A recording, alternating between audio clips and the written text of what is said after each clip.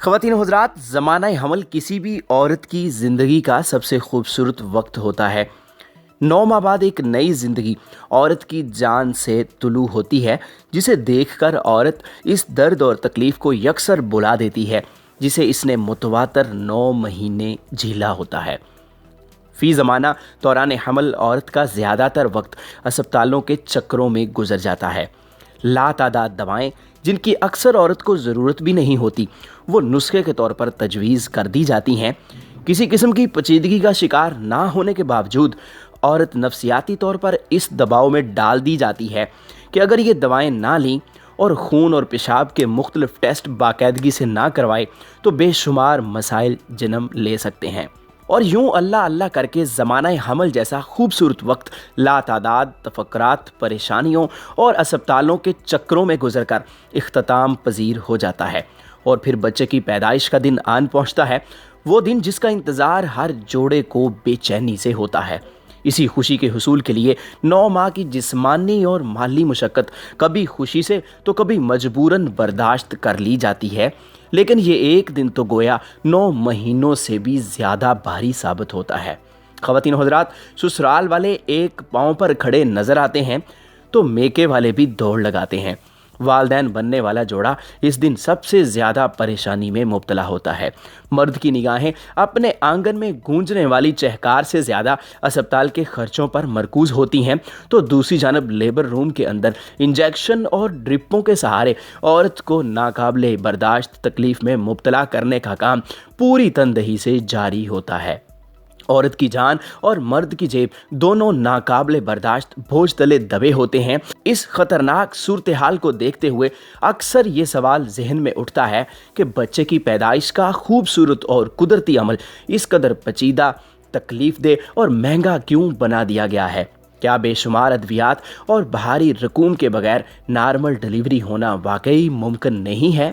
خواتین و حضرات، سائنس کا ذرا سا بھی مطالعہ رکھنے والے افراد اس بات سے بخوبی واقف ہوں گے کہ عورت اگر صحت مند بچے کو نارمل طریقے سے جنم دے رہی ہو تو اسے کسی قسم کی بھی ادویات کی ضرورت نہیں ہوتی، لیکن بدقسمتی سے ہمارے اور ہم جیسے پسماندہ معاشروں میں زمانہ حمل میں اور ڈیلیوری کے وقت ادویات کا بے دریغ استعمال گویا لازمی مضمون سمجھ کر کروایا جاتا ہے۔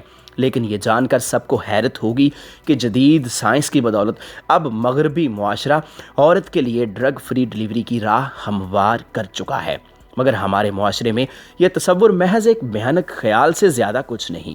حتیٰ کہ ہماری آج کی تعلیم یافتہ عورت کے لیے بھی ڈرگ فری ڈیلیوری کے تصور کو ہضم کرنا ناممکن ہے۔ ڈرگ فری ڈیلیوری کا اس وقت سب سے تیزی سے مقبول ہوتا طریقہ واٹر برتھ پروسیس ہے۔ پانی کے اندر بچے کی پیدائش شاید ہمارے لیے ایک اچھوتا خیال ہو، لیکن یہ در حقیقت فطرت سے بے حد قریب اور عورت کے لیے نسبتاً کم تکلیف دہ طریقہ ہے۔ 1805 میں فرانس میں پہلی بار واٹر برتھ پروسیس کو متعارف کروایا گیا، جب ایک عورت کو 48 گھنٹے مستقل درد اٹھانے کے بعد ڈاکٹروں نے اسے گرم پانی کے ٹب میں بیٹھنے کا مشورہ دیا، جس کے 15 منٹ کے اندر ہی اس نے بنا کسی پیچیدگی کے ایک صحت مند بچے کو جنم دے دیا۔ 1960 میں یہ طریقہ روس کے اسپتالوں میں آزمایا گیا اور نہایت کامیاب رہا۔ روس میں واٹر برتھ کو متعارف کروانے والے ڈاکٹر نے اس تجربے کے بارے میں آگہی دیتے ہوئے کہا کہ ٹھنڈے ماحول کی بجائے گرم پانی میں بچے کی پیدائش کا عمل نہ صرف ماں کو بہت سی تکالیف سے بچاتا ہے، بلکہ یہ بچے کے دماغ اور اس کے سیکھنے کی صلاحیت میں بھی اضافہ کرتا ہے۔ اس انکشاف کے باوجود بھی ایک عرصہ تک دنیا نے اس طریقے کو خاطر خواہ اہمیت نہ دی۔ 1970 میں فرانس کی مڈ وائفز اور ڈاکٹروں نے اس طریقے کو مزید رواج دینے کا ارادہ کیا اور جوڑوں کو اس جانب راغب کرنے کے لیے مختلف پروگرامز بھی ترتیب دیے۔ فرانس کے ڈاکٹروں نے بتایا کہ پیدائش کا رائج الوقت طریقہ عورتوں اور نومولود بچوں کے لیے اکثر مختلف قسم کے ٹراما کا باعث بن جاتا ہے، اور پیدائش کے وقت پیدا ہونے والی پیچیدگیاں اکثر ساری زندگی ماں اور بچے کا پیچھا نہیں چھوڑتی۔ فرانسیسی ڈاکٹروں کی تحقیق کے مطابق رحم مادر سے ماں کے بازوؤں تک پہنچنے کا یہ سفر گرم پانی میں طے ہو تو بچے کے لیے نہایت فرحت کا باعث بنتا ہے، اور اس عمل سے پیدا ہونے والے بچے دنیا میں آ کر بے حد پرسکون رہتے ہیں۔ اور خشکی میں پیدا ہونے والے بچوں کی نسبت کم روتے ہیں۔ 1980 میں امریکہ میں واٹر برتھ کے ذریعے پہلی ڈلیوری کروائی گئی، جس میں صرف 90 منٹ کے درد ذیل کے بعد صحت مند بچے نے دنیا میں آنکھیں کھولیں۔ 1999 میں امریکی چرچ نے ایک رپورٹ شائع کی جس میں بتایا گیا کہ گزشتہ 4 سال میں کیلیفورنیا کے اسپتال میں 483 بچوں کی پیدائش واٹر برتھ پروسیس کے ذریعے ہوئی، اور ان میں سے ہر ایک بچہ صحت مند اور محفوظ بھی ہے۔ مختلف تحقیقی کاوشوں اور آگہی منصوبوں کا نتیجہ یہ نکلا کہ 90 کی دہائی کے اختتام تک water birth process UK، Europe, امریکہ اور کینیڈا میں تیزی سے رواج پانے لگا۔ برطانیہ میں 1992 اور 1993 میں 2 رپورٹیں شائع ہوئیں جن میں واٹر برتھ پروسیس کے عمل کی اہمیت کو واضح کیا گیا۔ ساتھ ہی اس بات پر بھی اصرار کیا گیا کہ ڈلیوری کے وقت عورت کو اس بات کی بھی آزادی دی جائے کہ وہ جس پوزیشن میں آرام محسوس کرے اسی میں رہتے ہوئے اپنے بچے کو جنم دے۔ ان رپورٹوں کے بعد برطانیہ کے اسپتالوں میں تیزی سے برتھ پول قائم کیے جانے لگے۔ خواتین و حضرات، Royal college of mid wives نے اس طریقے کی مکمل حمایت جاری رکھی اور عملے کو واٹر برتھ کے لیے تربیت فراہم کرنے کے لیے شعبے بھی قائم کیے۔ نیز وہ جوڑے جو اسپتال کی بجائے گھر میں ڈلیوری کروانا چاہتے تھے، تربیت یافتہ عملہ ان کی مدد اور رہنمائی کے لیے وہاں ساتھ موجود ہوتا تھا۔ 1996 میں بیلجیم میں یہ طریقہ انتہائی مقبول ہوا اور وہاں ہر 8,000 میں سے 2,500 بچے اسی طریقے سے دنیا میں آنے لگے، اور ان میں سے ہر کیس میں مائیں اور بچے کسی بھی قسم کے انفیکشن سے بھی محفوظ تھے۔ 90 کی دہائی وہ دہائی تھی جس میں واٹر برتھ پر بے شمار تحقیقاتی کام ہوا، لیکن اب بھی پیدائش کے لیے اس عمل کا انتخاب کرنے والے جوڑوں کی تعداد بہت کم رہی، حتیٰ کہ 2007 میں بھی نارمل ڈلیوری کی حاملہ خواتین میں سے صرف 3% عورتوں کا انتخاب واٹر برتھ پروسیس ٹھہرا۔ رفتہ رفتہ ذہن بدلنے لگے اور یہ طریقہ قبولیت اختیار کرنے لگا، اور 2014 میں وہ وقت بھی آیا کہ صرف UK میں اس طریقے کا انتخاب کرنے والے جوڑوں کی تعداد 30% تک جا پہنچی، اور اب یہ طریقہ ایشیا کی خواتین بھی فطری طریقے سے پیدائش کے عمل سے گزرنے کی آمادگی پیدا کر رہا ہے۔ رواں برس جولائی کے مہینے میں ابوظبی کے برجیل ہسپتال میں پیدا ہونے والی ننھی عائشہ یہاں کی پہلی واٹر برتھنگ بیبی قرار پائی۔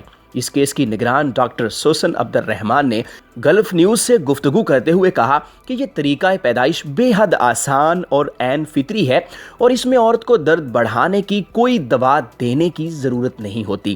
انہوں نے کہا کہ اس طریقے کی اہمیت کا اندازہ اس بات سے لگایا جا سکتا ہے کہ ڈلیوری کے فوراً بعد ہی عورت اپنے معمول کے کاموں میں آسانی سے مصروف ہو جاتی ہے۔ اگست کے مہینے میں برازیلین نژاد بالی ووڈ ایکٹر اور ماڈل برونا عبداللہ نے ممبئی کے ایک ہسپتال میں واٹر برتھ پروسیس کے ذریعے بچی کو جنم دیا۔ خواتین و حضرات، مائی برتھ سٹوری کے نام سے انہوں نے انسٹاگرام پر ایک تفصیلی پوسٹ بھی شیئر کی۔ برونا نے لکھا کہ میں فطری طریقے سے بچے کو جنم دینا چاہتی تھی، جس میں نہ کوئی دوا ہو اور نہ کوئی سرجری، اسی لیے میں نے واٹر برتھنگ کا انتخاب کیا۔ ڈلیوری کے دوران گرم پانی نے میرے اعصاب کو پرسکون رکھا اور میری تکلیف کو حد سے بڑھنے نہیں دیا۔ پیدائش کے اس طریقے نے مجھے مکمل خوشی فراہم کی۔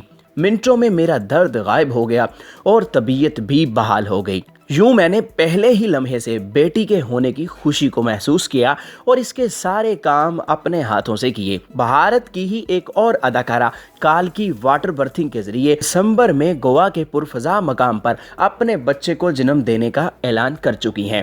برطانوی اور امریکی ماہرین کے نزدیک واٹر برتھ کو رواج دینا اس لیے ضروری ہے کہ یہ طریقہ نہ صرف ڈلیوری کے وقت تکلیف کو گھٹاتا ہے بلکہ بیجا اخراجات سے بھی فرد کو محفوظ رکھتا ہے۔ اس طریقے میں سب سے زیادہ پرسکون حاملہ عورت ہوتی ہے جسے پیدا کرنے کے وقت، جگہ اور پوزیشن کے بارے میں مکمل اختیار اور آزادی حاصل ہوتی ہے۔ یہ طریقہ ایسے معاشروں میں خصوصی ثمرات کا باعث بن سکتا ہے جہاں بچے کی پیدائش کے فطری عمل کو نہایت پیچیدہ ثابت کر کے لوٹ مار کا بازار گرم کیا جاتا ہے۔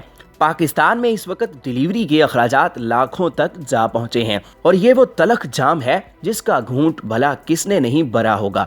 حمل ٹھہرنے سے لے کر پیدائش تک ایک ایک لمحہ صرف جوڑے پر ہی نہیں بلکہ پورے خاندان کے لیے باعث تشویش بنا رہتا ہے، विलादत के नाम पर कई कई दिन अस्पतालों में रोकना, दर्द बढ़ाने की दवाएं, ड्रिप और इंजेक्शन का इस्तेमाल और फिर डिलीवरी मज़ीद आसान करने के नाम पर कट मारने का अमल औरत को बाद में कितनी पेचीदगियों में मुब्तला कर देता है, ये हम अपने आसपास बिखरी कहानियों में बखूबी देख सकते हैं। ख़वातीन व हज़रात, वाटर बर्थ प्रोसेस पर हमारे जैसे माशरों में अमल करने की बेहद ज़रूरत है।